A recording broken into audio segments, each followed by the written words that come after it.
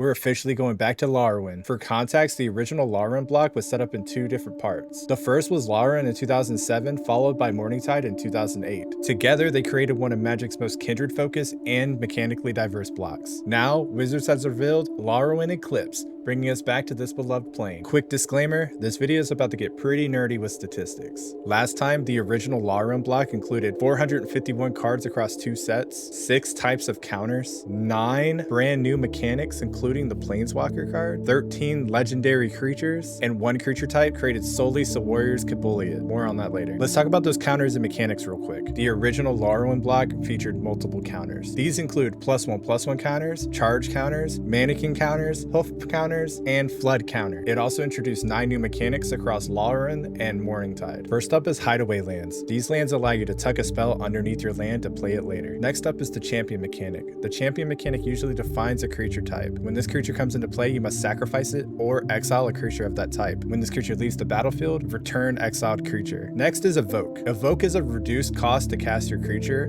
but when it enters, it gets sacrificed. This is really good for when you need those ETBs and you need to guarantee a death trigger. We also saw changeling as an ability for the first time. All changeling says is that this creature remains all creature types at all times. This is also the first time we ever see a Planeswalker card. Liliana, Ajani, Garruk, Jace, and Chandra. We were also given the reinforce mechanic. Reinforce usually has a number attached to it, which basically says that if you discard this card, you can put that many +1/+1 counters on a target creature. Prowl was also a mechanic that was introduced to us during this set, and it's kind of an interesting one. Cards with Prowl say that you can cast it for its Prowl cost as long as you've done combat damage with a creature that shares a type with the card. This mechanic makes even more sense when you realize there's so many shape-shifting changelings in this set that everybody just hits with everything. Next up is kinship. Kinship says that at the beginning of your upkeep, you may look at the top card of your library. If it shares a creature type with this card, you basically get to reveal it, and if you do, you get to do what it says. The last mechanic I want to highlight is actually more of a concept. It's the concept of the coward creature type. This creature type was specifically created with the inability to block warriors, which is really interesting because we haven't seen the coward creature type too often, except for the most recent release of Dustmorn, where one of the legendary creatures is a coward. Lorwyn Eclipse better bring back some of the same energy because kindred players are ready to feast. Which mechanic are you hoping makes a comeback? And how did you like this more statistically based video?